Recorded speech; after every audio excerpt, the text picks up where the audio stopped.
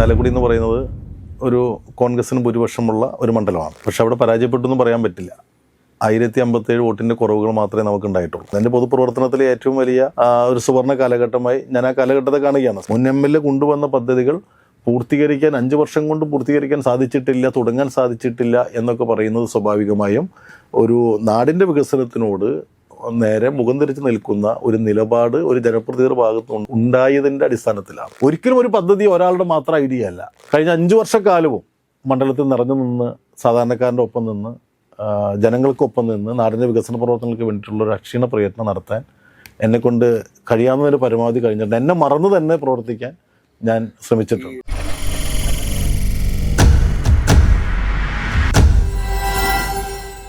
Meet the leaders പ്രോഗ്രാമിലേക്ക് ഏവർക്കും സ്വാഗതം. ഇന്ന് നമ്മുടെ അതിഥിയായി എത്തിയിട്ടുള്ളത് കേരള കോൺഗ്രസ് എമ്മിൻ്റെ സ്റ്റീറിംഗ് കമ്മിറ്റി അംഗമായിട്ടുള്ള ശ്രീ ഡെന്നിസ് കെ ആന്റണിയാണ്. അദ്ദേഹത്തെ നമുക്ക് സ്വാഗതം ചെയ്യാം. നമസ്കാരം ഡെന്നിച്ചേട്ടാ. കഴിഞ്ഞ പ്രാവശ്യം 2021 നടന്ന തെരഞ്ഞെടുപ്പിൽ ചാലക്കുടിയിൽ സ്ഥാനാർത്ഥിയായിരുന്നു. വളരെ നിസ്സാര വോട്ടുകൾക്കാണ് അന്ന് അവിടെ പരാജയപ്പെട്ടു പോയിട്ടുള്ളത്. അന്ന് അവിടെ പരാജയപ്പെടാനായിട്ടുണ്ടായിട്ടുള്ള പ്രധാനപ്പെട്ട കാരണം എന്തായിരുന്നു? പരാജയപ്പെടാനുള്ള കാരണം എന്ന് പറയുമ്പോൾ സ്വാഭാവികമായും ചാലക്കുടി എന്ന് പറയുന്നത് ഒരു കോൺഗ്രസിന് ഭൂരിപക്ഷമുള്ള ഒരു മണ്ഡലമാണ്. പക്ഷെ അവിടെ പരാജയപ്പെട്ടു എന്ന് പറയാൻ പറ്റില്ല. 1057 വോട്ടിൻ്റെ കുറവുകൾ മാത്രമേ നമുക്ക് ഉണ്ടായിട്ടുള്ളൂ. ചാലക്കുടിയിലെ ജനങ്ങൾ സ്വാഭാവികമായിട്ട് ആഗ്രഹിച്ചിരുന്നത് LDFൻ്റെ വിജയമായിരുന്നു. പക്ഷെ മറ്റു ചില രാഷ്ട്രീയ കാരണങ്ങൾ, പ്രത്യേകിച്ച് BJPയുടെ വോട്ടൊക്കെ വളരെ കുറഞ്ഞു, അനുകൂലമല്ലാത്ത ചില ഘടകങ്ങൾ വരികയുണ്ടായിരുന്നു. അപ്പോൾ 1057 വോട്ടിൻ്റെ ഒരു കുറവ് മാത്രമാണ് നമുക്ക് സംഭവിച്ചത്. അവിടെ പരാജയപ്പെട്ടു എന്ന് പറയാൻ പറ്റില്ല. ജനങ്ങളുടെ പക്ഷത്ത് നിന്ന് എന്നും പ്രവർത്തിച്ചിട്ടുള്ള, ജനങ്ങൾക്ക് വേണ്ടി പ്രവർത്തിച്ചിട്ടുള്ള ഒരു വ്യക്തി എന്ന നിലയ്ക്ക് ഒരു കോൺഗ്രസിൻ്റെ ഉറച്ച കോട്ടയായിട്ടുള്ള ഒരു മണ്ഡലത്തിൽ ഒരു വലിയ വോട്ട് അനുകൂലമായി നമുക്ക് വന്നു എന്നുള്ളതാണ് വസ്തുത. നേരത്തെ ഡെന്നിസ് അവിടുത്തെ ബ്ലോക്ക് പഞ്ചായത്ത് പ്രസിഡന്റ് ആയിരുന്നു. ഈ ബ്ലോക്ക് പഞ്ചായത്ത് പ്രസിഡന്റ് ആയിരുന്നപ്പോൾ ജനങ്ങളുമായി ഉണ്ടാക്കിയിട്ടുള്ള ഒരു ബന്ധം, അതിനൊക്കെ അപ്പുറത്തേക്ക് കഴിഞ്ഞ 5 വർഷം ചാലക്കുടി നിയോജക മണ്ഡലത്തെ നോക്കിക്കാണുന്ന സമയത്ത് എന്താണ് പറയാനുള്ളത്? ബ്ലോക്ക് പഞ്ചായത്ത് പ്രസിഡന്റ് ആയത് സ്വാഭാവികമായും ചാലക്കുടിയിലെ ജനങ്ങൾക്ക് വേണ്ടി കൂടുതൽ ഇടപെടൽ നടത്താൻ, സാധാരണക്കാരുടെ പക്ഷത്ത് നിൽക്കാൻ, പ്രത്യേകിച്ച് ചാലക്കുടി എന്ന് പറയുന്ന ആദിവാസി മേഖലയ്ക്കുള്ള ഒരു മേഖലയാണ്. അവരൊക്കെ ആയിട്ട് കൂടുതൽ ഇടപഴകാനും അവർക്ക് അവരുടെ ആവശ്യങ്ങൾ മനസ്സിലാക്കാനും അവരുടെ ഒപ്പം പ്രവർത്തിക്കാനും അവരുടെ ഭാഗമാകാനും ഒക്കെ സാധിക്കുക എന്നുള്ളത് ഒരു ദൈവ അനുഗ്രഹമായി തന്നെ ഞാൻ കാണുന്നു. എൻ്റെ പൊതുപ്രവർത്തനത്തിലെ ഏറ്റവും വലിയ ഒരു സുവർണ്ണ കാലഘട്ടമായി ഞാൻ ആ കാലഘട്ടത്തെ കാണുകയാണ്. സാധാരണക്കാർക്ക് ഒപ്പം പ്രവർത്തിക്കാൻ, സാധാരണക്കാർക്ക് വേണ്ടി പ്രവർത്തിക്കാൻ, ചാലക്കുടിയുടെ വളർച്ചയ്ക്ക് വേണ്ടി അക്ഷീണം പ്രയത്നിക്കാനുള്ള ഒരു കാലഘട്ടമായിരുന്നു ബ്ലോക്ക് പഞ്ചായത്ത് പ്രസിഡന്റായിരുന്ന കാലഘട്ടം. കഴിഞ്ഞ 5 വർഷക്കാലത്തെ കാണുമ്പോൾ ചാലക്കുടിയിൽ ഒരുപാട് ആവശ്യങ്ങൾ നിലവിലുണ്ട്. വികസന പ്രവർത്തനങ്ങൾക്ക് ഒരുപാട് ഇടപെടൽ നടത്തേണ്ട ഒരു സ്ഥലമാണ് ചാലക്കുടി. BD ദേവസി MLAയുടെ കാലത്ത് അതിന് വലിയ വഴിത്തിരിവുണ്ടായിട്ടുണ്ട്. അടിസ്ഥാന സൗകര്യ വികസനത്തിൽ ഒരുപാട് മുന്നേറ്റം നടത്താൻ അദ്ദേഹത്തിന് കഴിഞ്ഞിട്ടുണ്ട്. അദ്ദേഹം തുടങ്ങി വെച്ച പദ്ധതികളുടെ പൂർത്തീകരണം പോലും കഴിഞ്ഞ 5 വർഷക്കാലം കൊണ്ട് നടത്താത്ത ഒരു വികസന മുരടിപ്പിൻ്റെ കാലഘട്ടമായിട്ടാണ് കഴിഞ്ഞ 5 വർഷത്തിൽ നമ്മൾ കാണുന്നത്. ഒരു ജനപക്ഷ വികസനം ചാലക്കുടിയിൽ നടന്നിട്ടില്ല.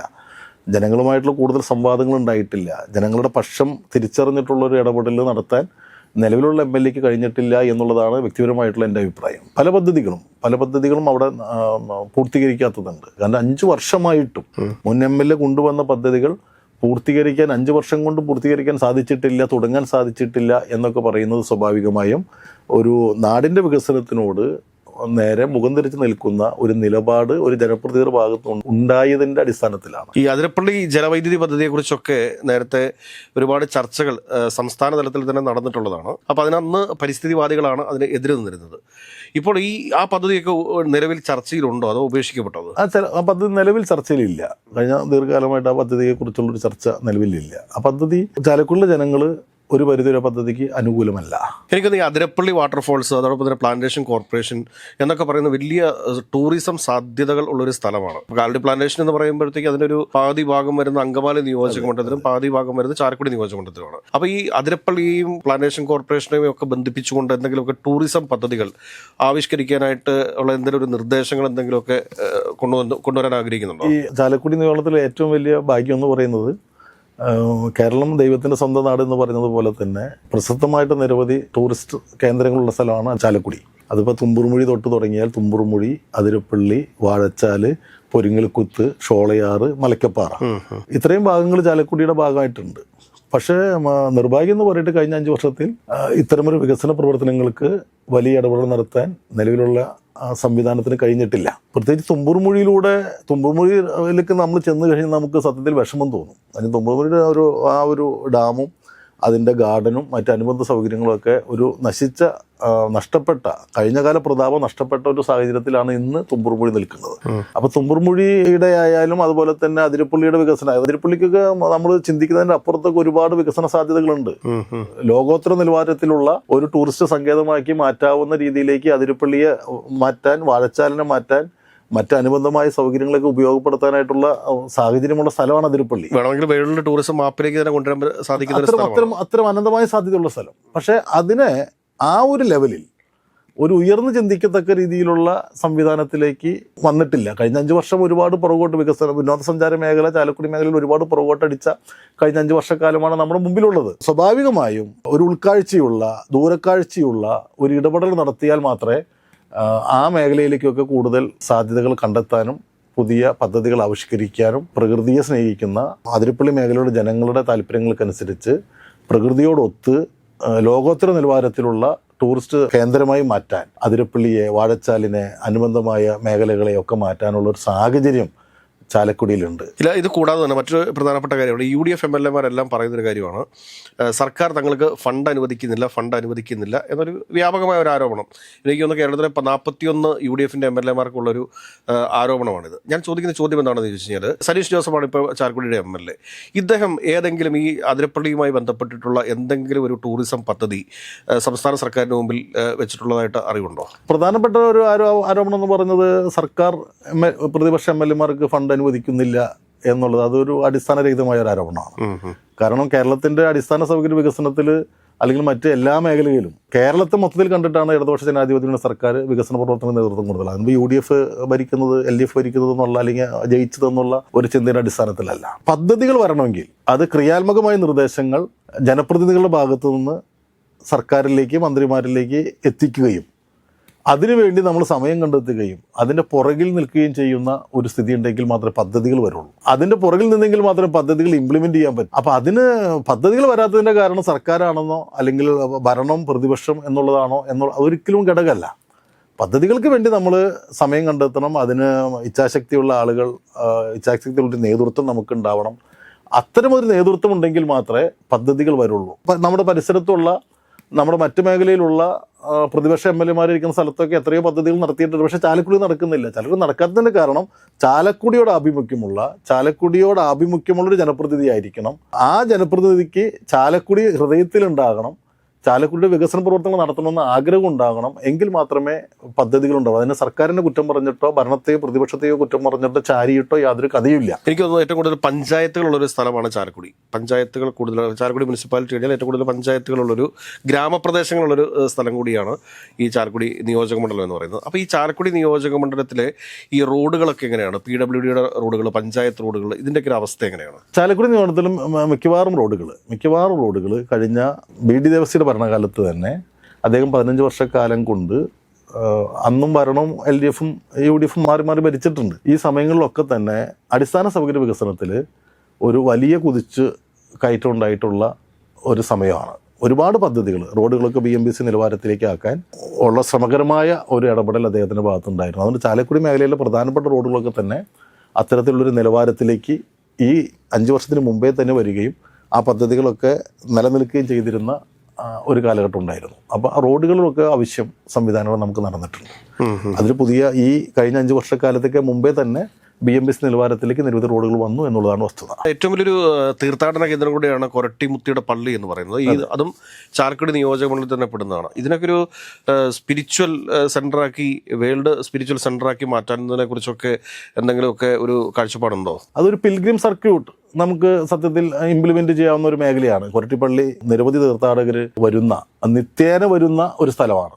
പെരുന്നാളിന് മാത്രം വരുന്ന ഒരു സ്ഥലമല്ല, നിത്യേന നമ്മുടെ രാജ്യത്തിൻ്റെ പല ഭാഗത്തു നിന്നും ആളുകൾ ഈ കൊരട്ടിപ്പള്ളിയിലേക്ക് വരുന്ന ഒരു സാഹചര്യമുണ്ട്, സന്ദർശകരായിട്ട് വരുന്ന സാഹചര്യമുണ്ട്. അപ്പോൾ കൊരട്ടിപ്പള്ളി പോലെയുള്ള സ്ഥാപനങ്ങൾക്കും വളരെ വലിയ ഇടപെടൽ നടത്തി ഈ പറഞ്ഞതുപോലെയുള്ള പിൽഗ്രിം സെൻ്ററാക്കി വളർത്താനുള്ള സാഹചര്യമുണ്ട്. ഈ സ്പിരിച്വൽ ടൂറിസത്തിൻ്റെ ഭാഗമായിട്ട് ഈ കൊരട്ടിമുത്തിയുടെ പള്ളി, അതോടൊപ്പം തന്നെ അതിരപ്പള്ളി, വാഴച്ചാല്, ഈ പറഞ്ഞ തുമ്പൂർമൊഴി, അതോടൊപ്പം തന്നെ കാലടി പ്ലാന്റേഷൻ എന്ന് പറഞ്ഞു കഴിഞ്ഞാൽ ശരിക്കും പറഞ്ഞു കഴിഞ്ഞാൽ അതിനായിട്ടുള്ള എത്രത്തോളം ബ്യൂട്ടിയാക്കി എടുക്കാൻ പറ്റുന്നൊരു സ്ഥലമാണെന്ന് പറയുന്നത്. അപ്പോൾ അങ്ങനെയൊക്കെയുള്ള ഒരു ടൂറിസം പാക്കേജ് പോലെ ഒരു പദ്ധതി വല്ലതും മനസ്സിലുണ്ടോ? നിലവിൽ നമുക്ക് ഇപ്പോൾ കൊരട്ടി പള്ളിയുണ്ട്, പിന്നെ കാലടി അദ്വൈതാശ്രമം, മലയാറ്റൂർ പള്ളിയുണ്ട്.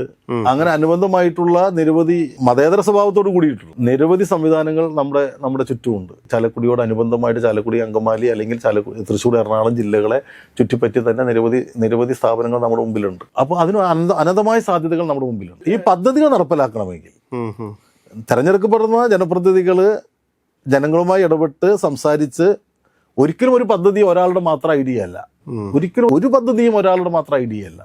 അത് പലരിൽ നിന്നുള്ള അഭിപ്രായങ്ങൾ സ്വീകരിച്ച് അവർ പറയുന്ന അഭിപ്രായങ്ങളൊക്കെ കേട്ട് അതിനെ ഏകീകരിച്ച് ഒരു ഏകീകരണ സ്വഭാവത്തോടു കൂടി അഭിപ്രായങ്ങൾ സാംശീകരിച്ച് അതിൽ നല്ലത് തിരഞ്ഞെടുത്ത് ഒരുമിച്ച് കൂട്ടായ പ്രവർത്തനത്തിലൂടെ നമ്മൾ പദ്ധതികൾ ആസൂത്രണം ചെയ്യുമ്പോഴാണ് തദ്ദേശ സ്വയംഭരണ സ്ഥാപനമായാലും MLA ആയാലും MP ആയാലും ഒക്കെ മികച്ച പദ്ധതികൾ ആസൂത്രണം ചെയ്യാൻ സാധിക്കുക. ഏതെങ്കിലും ഒരാളുടെ ഐഡിയ മാത്രമല്ല, നമ്മൾ മറ്റുള്ളവരെ കേൾക്കാനും അവരുടെ അഭിപ്രായങ്ങൾ സ്വീകരിക്കാനും തയ്യാറാകുമ്പോൾ മികച്ച പദ്ധതികൾ ജനങ്ങൾക്ക് വേണ്ടി ജനകീയ പദ്ധതികളായി തന്നെ രൂപം കൊള്ളുന്ന സാഹചര്യം ഉണ്ടാവും. ഇപ്പോൾ ഈ സംസ്ഥാന ടൂറിസം വകുപ്പ് മന്ത്രി PA മുഹമ്മദ് റിയാസ് ആണ്. അദ്ദേഹത്തെ സംബന്ധിച്ചിട്ട് ഇങ്ങനെ ടൂറിസത്തെ മാക്സിമം പ്രൊമോട്ട് ചെയ്യാൻ വേണ്ടിയിട്ട് തയ്യാറായിട്ട് നിൽക്കുന്ന ഒരു വ്യക്തിയാണ്. അപ്പോൾ അദ്ദേഹത്തിന് മുമ്പിലൊക്കെ ഇതൊരു പദ്ധതിയായിട്ട് വന്നു കഴിഞ്ഞാൽ ഈ പറഞ്ഞ അതിരപ്പള്ളി, വാഴച്ചാൽ, തുമ്പൂർ വഴി, കാലടി പ്ലാന്റേഷൻ, കാലടി അദ്വൈതാശ്രമം, മലയാറ്റൂർ പള്ളി, കൊരട്ടിപ്പള്ളി, ഇങ്ങനത്തെ ഒരു വലിയൊരു ഇതേ രീതിയിലൊരു പാക്കേജ് ആക്കി കൊണ്ടുവന്നു കഴിഞ്ഞാൽ ഇതിനെ വേണമെങ്കിൽ വേൾഡ് ലെവലിലൊക്കെ വേണമെങ്കിൽ മാർക്കറ്റ് ചെയ്യാൻ പറ്റുന്ന ഒരു പാക്കേജാണത് തീർച്ചയായും ഒരു വിസിറ്റ് എന്ന് പറയുന്നത്. അപ്പോൾ ഞാൻ ഇപ്പോൾ ഒരു കാര്യം ചോദിച്ചിട്ടുണ്ട്. ഞാൻ എൻ്റെ ശ്രദ്ധയിൽ പലപ്പോഴും പെട്ടിട്ടുള്ളൊരു കാര്യമാണ്, ഡെന്നിസ് ചേട്ടൻ അവിടെ ഈ ജോ ഭവൻ എന്ന് പറഞ്ഞുകൊണ്ട് ഒരു ഭവന നിർമ്മാണ പദ്ധതി നടപ്പിലാക്കുന്നുണ്ട്. അതെന്താണത്? നമ്മളിപ്പോൾ കുടിൽരഹിത ചാലക്കുടി എന്നുള്ളതാണ് ആ പദ്ധതിയുടെ ആപ്തവാക്യം. നിരവധി ആളുകൾ വീടില്ലാതെ ബുദ്ധിമുട്ടുന്നുണ്ട്. അപ്പോൾ വീടില്ലാതെ ബുദ്ധിമുട്ടുക എന്ന നിരവധി ആളുകൾക്ക് വീട് പണിത് കൊടുക്കുക. കാരണം സർക്കാരിൻ്റെ ലൈഫ് മിഷൻ ഉൾപ്പെടെയുള്ള പദ്ധതികളിലൂടെ നിരവധി ആളുകൾക്ക് വീട് ലഭിക്കുന്നുണ്ടെങ്കിൽ കൂടി അത് പൂർണ്ണമായി പരിഹരിക്കപ്പെട്ടു എന്ന് നമുക്ക് ബോധ്യമല്ല. ഇപ്പോഴും നിരവധി ആളുകൾ വീടിന് വേണ്ടി നമ്മുടെ അടുത്തേക്ക് വരുന്ന, നമ്മുടെ NGOയുടെ അടുത്തേക്ക് വരുന്ന, യുവഗ്രാമ NGOയുടെ നേതൃത്വത്തിലാണ് ഈ പദ്ധതി നടപ്പിലാക്കുന്നത്. ഈ NGO ഓഫീസിലേക്ക് വരുന്നൊരു സാഹചര്യം നിലവിലുണ്ട്. ഒരു പക്ഷവുമില്ലാതെ അർഹത മാത്രം നോക്കിയിട്ടാണ് യുവഗ്രാമം ഈ ജോഭവൻ പദ്ധതിയിലൂടെ വീടുകൾ നിർമ്മിച്ചു കൊടുക്കുക. ഇപ്പം എത്ര നിർമ്മിച്ചിട്ടുണ്ട്? ഇപ്പം നമ്മൾ അടുത്താണ് പദ്ധതി ആരംഭിച്ചത്. 10ഓളം വീടുകളുടെ പണി നമ്മൾ പൂർത്തീകരിച്ചു. എല്ലാ പണിയും പൂർത്തീകരിച്ച് അവർക്ക് നമ്മൾ വീട് പണിത് കൊടുക്കുകയാണ്. എല്ലാ പണിയും ഇതെങ്ങനെ നാട്ടുകാരുടെ സഹകരണത്തോടെയാണോ അതേതെങ്കിലും CSR ഫണ്ടൊക്കെ ഉപയോഗിച്ചിട്ടാണോ ചെയ്യുന്നത്? തീർച്ചയായും നാട്ടുകാരുടെ സഹകരണം അതിൽ വലിയ ഘടകമാണ്. പിന്നെ നമ്മൾ മേജർ വലിയ NGOസിൻ്റെ സഹകരണം അഭ്യർത്ഥിക്കാറുണ്ട്. CSR ഫണ്ടുകളുടെ സഹകരണം നമുക്കുണ്ട്.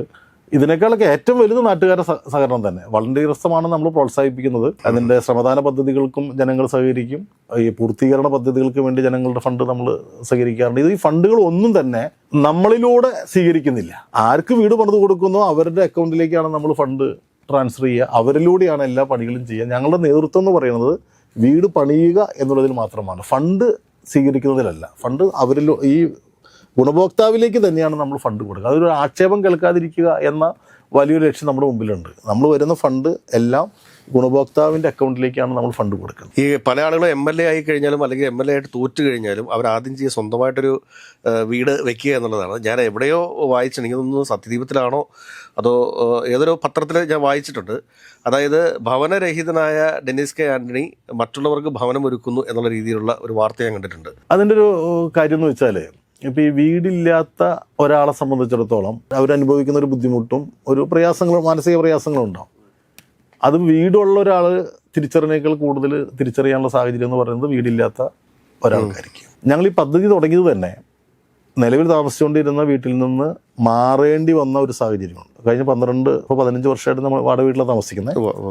അസംബ്ലി ഇലക്ഷൻ മത്സരിക്കുമ്പോൾ ഞാൻ വാടക വീട്ടിലായിരുന്നു. ആ വീട് ഒഴിയേണ്ട സാഹചര്യം, ആ വീട് വിറ്റ സമയത്ത് ആ വീട് ഒഴിയേണ്ട സാഹചര്യം, ആ വീട് ഒഴിയേണ്ട സാഹചര്യം വന്ന സമയത്താണ് നമുക്ക് ഒരു മാനസികമായിട്ടുള്ളൊരു സംഘർഷം ഉണ്ടായിരുന്നു. ആ സംഘർഷം എന്ന് പറയുന്നത് വീടില്ലാത്തവരുടെ ദുരിതം, വിഷമം, ഇത് മാറുന്ന സമയങ്ങളുണ്ടാകുന്ന ബുദ്ധിമുട്ടുകൾ, അതൊക്കെ കൂടുതൽ തിരിച്ചറിയാനായിട്ടുള്ള ഒരു അവസരമായിട്ടാണ് ഞാൻ അതിനെ കണ്ടത്. അവിടെയാണ് നമ്മൾ ജോഭവൻ പദ്ധതി സത്യത്തിൽ ആരംഭിക്കുന്നത്. കാരണം ആ വീട് മാറ്റം അല്ലെങ്കിൽ വീടില്ലാത്തതിന് കൂടുതൽ ദുരിതം, ബുദ്ധിമുട്ട്, അത് ദൈവം എനിക്ക് തിരിച്ചറിയാനുള്ള ഒരു അവസരം തന്നു എന്നാണ് ഞാൻ സത്യത്തിൽ ഉദ്ദേശിച്ചിരിക്കുന്നത്. അവിടെയാണ് നമ്മൾ ജോഭവൻ പദ്ധതി ആരംഭിക്കുന്നത്.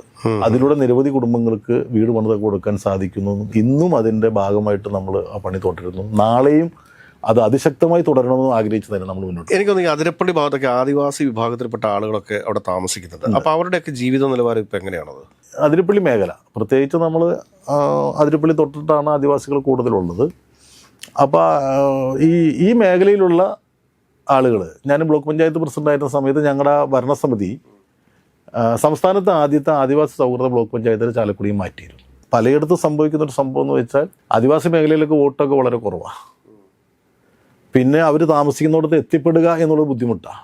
അരേക്കാപ്പ് കോളനി, വെട്ടുവിട്ടകാട്, അതുപോലെ തന്നെ അടിച്ചിൽ തൊട്ടി, ഇത്തരം കോളനിയിലേക്ക് നമ്മൾ പോകണമെങ്കിൽ മണിക്കൂറുകളോളം നടന്നിട്ട് ചെല്ലണം. ഓഹോ. ഞങ്ങൾ ബ്ലോക്ക് പഞ്ചായത്ത് പ്രസിഡൻ്റായിരുന്ന സമയത്ത് അതിൽ പല കോളനിയിലേക്കും വഴിയില്ല. ഇപ്പം അടിച്ചിൽ തൊട്ടി കോളനിയിലേക്ക് വഴിയായി. വലിയ ബുദ്ധിമുട്ടുള്ള മേഖലയിലൂടെ നമ്മൾ കടന്നു പോവാം. അവരത്രയും സ്ട്രെയിൻ ചെയ്തിട്ടാണ് അവരവിടെ ജീവിക്കണേ. അപ്പോൾ അവരുടെ ഒപ്പം ആവുക, അവർക്ക് അടിസ്ഥാന സൗകര്യം ഇല്ലാതിരിക്കുക, ഈ ഒരു പ്രതിസന്ധി അവരുടെ ഉള്ളിലുണ്ട്. കാരണം സാധാരണഗതിയിലുള്ള ബുദ്ധിമുട്ട് അനുഭവിക്കുന്ന ആളുകളുടെ ഒപ്പം നിൽക്കുക എന്നുള്ളത് ഒരു ജനപ്രതിനിധിയുടെ പരമപ്രധാനമായ ഉത്തരവാദിത്വമാണ്. വോട്ടിംഗ് പാറ്റേൺ അല്ല അതിൻ്റെ ഘടകം. കാരണം എൻ്റെ സാന്നിധ്യം, എൻ്റെ ഇടപെടൽ ആദിവാസി മേഖലയിൽ ആവശ്യമുണ്ട് എന്നൊരു തിരിച്ചറിവാണ് എന്നെ ആദിവാസി മേഖലയിലേക്ക് കൂടുതൽ ഇടപെടാൻ, തോട്ടമേഖലയിലേക്ക് കൂടുതൽ ആളുകളിലേക്ക് ഇടപെടാൻ പ്രേരിപ്പിച്ചതും പ്രാപ്തനാക്കിയതും. അവരിൽ നിന്ന് ഒന്നും തിരിച്ച് പ്രതീക്ഷിച്ചിട്ടല്ല. കാരണം അവിടെ ബുദ്ധിമുട്ടുണ്ട്, അവിടെ പ്രശ്നമുണ്ട്. അവിടുത്തെ നമ്മുടെ ഓരോ ഇടപെടലുകളും, അത് യൂത്ത് ലേണിംഗ് സെൻ്റർ ആയാലും മൺസൂൺ കിറ്റ് വിതരണമായാലും അവരുടെ വിദ്യാഭ്യാസത്തിന് സഹായമായാലും അവരുടെ ഭക്ഷണ സാധനങ്ങളുടെ ലഭ്യതയ്ക്കായാലും അവരുടെ ആരോഗ്യ മേഖലയുടെ കാര്യങ്ങൾക്കായാലും ഒക്കെ, ക്യാമ്പുകൾ നടത്തുന്ന കാര്യങ്ങളായാലും ഒക്കെ നമ്മൾ ഇടപെടുന്നത് ആദിവാസി മേഖലയിൽ എൻ്റെ അല്ലെങ്കിൽ ഞങ്ങളുടെ സാന്നിധ്യം ആവശ്യമുണ്ടെന്നൊരു തിരിച്ചറിവിൻ്റെ അടിസ്ഥാനത്തിൽ. ഇപ്പോഴും ആദിവാസി മേഖലയിൽ പ്രവർത്തിക്കുന്നുണ്ടോ? തീർച്ചയായും പ്രവർത്തിക്കുന്നുണ്ട്. അവിടെ ഇപ്പോൾ റേഷനിങ് ഒക്കെ അവർക്ക് കൃത്യമായിട്ട് നടക്കുന്നുണ്ട്. അവരുടെ കുടിലുകളൊക്കെ ഇപ്പോഴും കുടിലുകൾ തന്നെയാണോ, അതോ അവർക്ക് കോളനി പോലെ എന്തെങ്കിലും സംവിധാനം? അവർക്ക് അവരുടെ ഉന്നതികളിലൂടെ പുതിയ കെട്ടിടങ്ങളൊക്കെ PVTG ആയാലും മറ്റനുബന്ധമായ സൗകര്യങ്ങളൊക്കെ ഉപയോഗിച്ചുള്ള കെട്ടിടങ്ങളൊക്കെ പണിത് വന്നിട്ടുണ്ട്. പക്ഷെ കെട്ടിടങ്ങളിൽ മാത്രമല്ല, അവരുടെ ഒരു ജീവിത നിലവാരം, അവർക്ക് അനുകൂലമായിട്ടുള്ള സാഹചര്യങ്ങൾ ഒരുക്കൽ, അവരുടെ ആരോഗ്യ പ്രശ്നങ്ങൾ, ഇതിലെല്ലാ കാര്യത്തിലുമുള്ള ഒരു ശ്രദ്ധ, അവരുടെ കുട്ടികളുടെ വിദ്യാഭ്യാസം, അവരെല്ലാ കുട്ടികളെയും സ്കൂളിലേക്ക് എത്തിക്കുക എന്നുള്ള ദൗത്യം അവരൊക്കെ കുട്ടികളൊക്കെ ഇപ്പോൾ സ്കൂളിലേക്ക് വന്നു തുടങ്ങിയിട്ടുണ്ട്. അപ്പോൾ എത്തിക്കുക. ഇനി അതിനേക്കാളൊക്കെ ഞങ്ങൾ യൂത്ത് ലേണിംഗ് സെൻറ്റർ അന്ന് ബ്ലോക്ക് പഞ്ചായത്തിൽ ഇരുന്ന സമയത്ത് തുടങ്ങിയ ഒരു പ്രധാനപ്പെട്ട ദൗത്യം എന്ന് പറയുന്നത്, ഈ കുട്ടികൾ ഇടയ്ക്ക് വെച്ചിട്ട് അവർ ഡിഗ്രി പഠിക്കുന്നവരുണ്ട്, ടെക്നിക്കൽ സൈഡിൽ പഠിക്കുന്നവരുണ്ട്, അല്ലെങ്കിൽ മറ്റ് മേഖലയിൽ പഠിക്കുന്ന ആളുകൾ ഏതെങ്കിലും സബ്ജക്റ്റ് അവർക്ക് ഫെയിലിയർ ആയാൽ, പഠിക്കാനായിട്ട് അവർക്ക് ഹോസ്റ്റലുണ്ട്, പഠിക്കാനുള്ള സൗകര്യങ്ങളൊക്കെ ഉണ്ട്, ഏതെങ്കിലും ഒരു സബ്ജക്റ്റ് ഫെയിലിയർ ആയാൽ അത് പിന്നെ ആ കോഴ്സിൻ്റെ ഒരു തുടർച്ചയില്ലാത്തൊരു സാഹചര്യം ഉണ്ടായിരുന്നു. അവിടെയാണ് നമ്മളന്ന് യൂത്ത് ലേണിംഗ് സെൻറ്ററിൻ്റെ തുടക്കം കുറിച്ചത്. അതിനുള്ള സപ്പോർട്ട് ചെയ്യുക, ഉന്നതമായിട്ടുള്ള വിദ്യാഭ്യാസ മേഖലയിലേക്ക് അവരെ പ്രാപ്തരാക്കുക എന്ന ലക്ഷ്യം വെച്ചിട്ടായിരുന്നു അത്ര മേഖലകളൊക്കെ നമ്മൾ തുടങ്ങിയത്. നിലവിലത്തെ MLA സംബന്ധിച്ചിട്ട് അവിടെ അദ്ദേഹത്തിന് ഉയർത്തി കാണിക്കാൻ സാധിക്കുന്ന എന്തെങ്കിലും പദ്ധതികളോ പരിപാടികളോ ഈ കഴിഞ്ഞ 5 വർഷത്തിനിടയിൽ ചാലക്കുടിയിൽ വന്നിട്ടുണ്ടോ? അദ്ദേഹത്തിന് അങ്ങനെ ഉയർത്തി കാണിക്കുന്ന ഒരു പദ്ധതി ഉണ്ടാവുകയില്ല എന്നുള്ളതാണ്. എഡ്യൂക്കേഷൻ എക്സലൻസ് അവാർഡ് ഒക്കെ കൊടുക്കുന്ന ഞാൻ കണ്ടിട്ടുണ്ട്. അങ്ങനെയൊക്കെയുള്ള പരിപാടികളല്ലാതെ അതൊരു റൊട്ടീൻ പദ്ധതിയായിട്ട് മാത്രമേ കാണാൻ പറ്റൂ. റൊട്ടീൻ പദ്ധതികളുടെ അപ്പുറത്ത് ഒരു മുദ്ര വെക്കാവുന്ന പദ്ധതികൾ അദ്ദേഹം ചാലക്കുടി സംഭാവന ചെയ്തിട്ടില്ല എന്നുള്ളതാണ് വ്യക്തിപരമായിട്ടുള്ള എൻ്റെ അഭിപ്രായം. കാരണം ഒരു ദൂരക്കാഴ്ചയുള്ള പദ്ധതികൾ അല്ലെങ്കിൽ ഭാവനാപൂർണ്ണമായിട്ടുള്ള പദ്ധതികൾ അതൊന്നും അദ്ദേഹത്തിന് നടപ്പിലാക്കാൻ സാധിച്ചിട്ടില്ല. അത് അദ്ദേഹത്തിൻ്റെ കഴിവുകുറവ് എന്നൊന്നും ഞാൻ പറയാൻ ആഗ്രഹിക്കുന്നു. താല്പര്യക്കുറവ് പല മേഖലയിലും അദ്ദേഹത്തിന്. ഒരു പദ്ധതി നടപ്പിലാക്കുക, അതിൻ്റെ ഒപ്പം നിൽക്കുക എന്ന പദ്ധതി ഒരു താല്പര്യം, ഫോളോ അപ്പ് ആണല്ലോ ഏറ്റവും ഫോളോ അപ്പ് ആണ്, താല്പര്യമാണ്, ഇത് ചെയ്യണമെന്നുള്ള ഒരു ഇച്ഛാശക്തിയാണ്. അത് പലപ്പോഴും അദ്ദേഹത്തിൽ ഞാൻ കണ്ടു. പക്ഷേ അദ്ദേഹം ഒരു ചെറുപ്പക്കാരനായിരുന്നു. കാരണം ആ ഒരു ചെറുപ്പക്കാരൻ എന്നുള്ള രീതിയിൽ ഇപ്പോൾ അതിരപ്പള്ളിയിലൊക്കെ ഒരുപാട് ഓപ്പർച്യൂണിറ്റി പുള്ളിക്ക് ഉണ്ടായിരുന്നു. അതൊന്നും ചെയ്യാനായിട്ട് പുള്ളിക്ക് സാധിച്ചിട്ടില്ല. സ്വാഭാവികമായിട്ട് ചെറുപ്പക്കാരെന്ന് പറയുന്നത് നമ്മൾ ജനം കൂടുതൽ പ്രതീക്ഷിക്കും. തീർച്ചയായിട്ടും ആ പ്രതീക്ഷിക്കുന്നത് ഉയരാൻ സാധിച്ചിട്ടില്ല എന്നുള്ളതാണ് വ്യക്തിപരമായിട്ടുള്ള എൻ്റെ അഭിപ്രായം. 2026 നടക്കുന്ന തെരഞ്ഞെടുപ്പിൽ ചാലക്കുടിയുടെ ഒരു അവസ്ഥ എന്തായിരിക്കും? 2026 തെരഞ്ഞെടുപ്പിൽ ചാലക്കുടി ഇടതുപക്ഷ ജനാധിപത്യത്തിന് ജയിക്കും. കാരണം നിലവിലുള്ള ഒരു കമ്പാരിസൺ ഉണ്ടല്ലോ, ജനങ്ങൾ എപ്പോഴും ഒരു കമ്പാരിസൺ നടത്തും. ഇപ്പോഴത്തെ ജനപ്രതിനിധി, ഇതിന് മുമ്പിലത്തെ ജനപ്രതിനിധികൾ, ഇവരൊക്കെ ചെയ്ത പ്രവർത്തനത്തിൻ്റെ ഒരു വിലയിരുത്തൽ സ്വാഭാവികമായിട്ട് തിരഞ്ഞെടുപ്പിലുണ്ടാവും. ജനങ്ങൾക്ക് ഒരുപാട് പ്രതീക്ഷകളുണ്ട്. വ്യക്തിപരമായ ആഗ്രഹങ്ങൾക്കപ്പുറത്ത് ഈ നമ്മുടെ നാടിൻ്റെ വികസനം ആവുന്ന ജനപ്രതിനിധികൾ ആകുന്ന തരത്തിലൊക്കെ എങ്ങനെയൊക്കെ ശ്രമിച്ചു, അവരുടെ ശ്രമഫലമായിട്ട് എന്തൊക്കെ പദ്ധതികൾ വന്നു എന്നുള്ളത് ജനം വിലയിരുത്തും. അപ്പോൾ ആ ജനത്തിൻ്റെ വിലയിരുത്തൽ സ്വാഭാവികമായും ഇടതുപക്ഷ ജനാധിപത്യത്തിന് ജയിക്കാനുള്ള എല്ലാ സാഹചര്യവും ഉണ്ട് എന്നാണ് ഞങ്ങൾ വിലയിരുത്തുന്നത്. 2026 ചാലക്കുടിയിലെ സ്ഥാനാർത്ഥിയായിട്ട് NSK ആന്റണി തന്നെ വരുമോ? അത് തീർച്ചയായും ഞാൻ കേരള കോൺഗ്രസ് എം പാർട്ടിയിലാണ് നിൽക്കുന്നത്. ഞങ്ങളുടെ പ്രിയപ്പെട്ട ചെയർമാൻ ശ്രീ ജോസ് കെ മാണിയും പാർട്ടി നേതൃത്വമാണ് ആ പ്രഖ്യാപനം നടത്തേണ്ടത്. പാർട്ടി കഴിഞ്ഞ തവണ എന്നെ പരിഗണിച്ചു, വളരെ ചെറിയ വോട്ടിന് മാത്രം പുറകിലായി. കഴിഞ്ഞ 5 വർഷക്കാലവും മണ്ഡലത്തിൽ നിറഞ്ഞു നിന്ന് സാധാരണക്കാരൻ്റെ ഒപ്പം നിന്ന് ജനങ്ങൾക്കൊപ്പം നിന്ന് നാടിൻ്റെ വികസന പ്രവർത്തനങ്ങൾക്ക് വേണ്ടിയിട്ടുള്ള ഒരു അക്ഷീണ പ്രയത്നം നടത്താൻ എന്നെക്കൊണ്ട് കഴിയാവുന്നതിന് പരമാവധി കഴിഞ്ഞിട്ടുണ്ട്. എന്നെ മറന്നു തന്നെ പ്രവർത്തിക്കാൻ ഞാൻ ശ്രമിച്ചു. ഈ ഡെന്നിസേട്ടൻ ഈ കോൺഗ്രസിലൊക്കെ ഭയങ്കര ആക്റ്റീവ് ആയിരുന്നു. ഓക്കെ, ഈ കോൺഗ്രസിൽ ആക്റ്റീവ് ആയിരിക്കുന്ന സമയത്ത് കോൺഗ്രസിൽ നിന്ന് കേരള കോൺഗ്രസ് എമ്മിലേക്ക് വരുന്ന സമയത്ത് കോൺഗ്രസിൽ ഉണ്ടായിരുന്ന സ്നേഹിതന്മാരൊക്കെ ഇപ്പോൾ കോൺഗ്രസിൽ തന്നെയാണോ അതോ കേരള കോൺഗ്രസ് എമ്മിൻ്റെ കൂടെ ഉണ്ടോ? കോൺഗ്രസിലുമുണ്ട്, കേരള കോൺഗ്രസ് എമ്മിൻ്റെ ഒപ്പമുണ്ട്. സൗഹൃദം ഇപ്പോഴും കാത്തു എല്ലാ സൗഹൃദവും കാത്തു സൂക്ഷിക്കുകയും അവരുമായിട്ടുള്ള റെഗുലർ കോണ്ടാക്റ്റും ബന്ധങ്ങളും നിലനിൽക്കുകയാണ്. കാരണം കോൺഗ്രസിൽ ഞാൻ പോരുമ്പോൾ ഒരിക്കലും അതിൻ്റെ കാരണം എല്ലാ കോൺഗ്രസ് പ്രവർത്തകർക്കും അറിയാം. ഞാൻ 2000 ജനപ്രതിനിധിയായിരുന്നു. 2005 എൻ്റെ സീറ്റ് നിഷേധിക്കപ്പെട്ടു. ഞാൻ ആ പാർട്ടി തന്നെയായിരുന്നു. ഒരു പ്രസ്ഥാനത്തിൽ നമ്മൾ സർവം സമർപ്പിച്ച് സാധാരണക്കാർക്കൊപ്പം നിന്ന് പ്രവർത്തിക്കുന്ന ഒരു രീതി, ഒതുക്കപ്പെടുന്ന ഒരു രീതി ഉണ്ടായിരുന്നു. അത് സാധാരണക്കാരെ ഒതുക്കപ്പെടുന്ന ഒരു രീതി സ്വാഭാവികമായിട്ട് അതിലുണ്ടായിരുന്നു. അത് പാർട്ടി പ്രവർത്തകർക്കൊക്കെ അത് കൃത്യമായിട്ട് അറിയാം. അതുകൊണ്ട് ഒരു കോൺഗ്രസ്സുകാരനുമായിട്ടുള്ള ഒരു സൗഹൃദവും നഷ്ടപ്പെടുത്തേണ്ടതായിട്ട് വന്നിട്ടില്ല. സാഹചര്യങ്ങളൊക്കെ അവർക്ക് കൃത്യമായിട്ട് അറിയാവുന്ന ഒരു രീതിയാണ്. കുടുംബമൊക്കെ എങ്ങനെയാണ് ഇപ്പോൾ? ഭാര്യ, ഒരു മകൻ, അമ്മ. മകൻ എന്ത് ചെയ്യുന്നു? മകൻ 10ാം ക്ലാസ്സിൽ പഠിക്കും. ഏതൊക്കെയാലും വിലയേറിയ സമയം നമുക്ക് വേണ്ടി ചെലവഴിച്ചതിന് ഒരുപാട് നന്ദി. ഏതൊക്കെയാലും ഡെന്നിസേട്ടൻ്റെ സ്വപ്നങ്ങളൊക്കെ സാക്ഷാത്കരിക്കട്ടെ. അതിനു വേണ്ടിയിട്ടുള്ള എല്ലാവിധ ആശംസകളും നേരുന്നു. നന്ദി, നമസ്കാരം.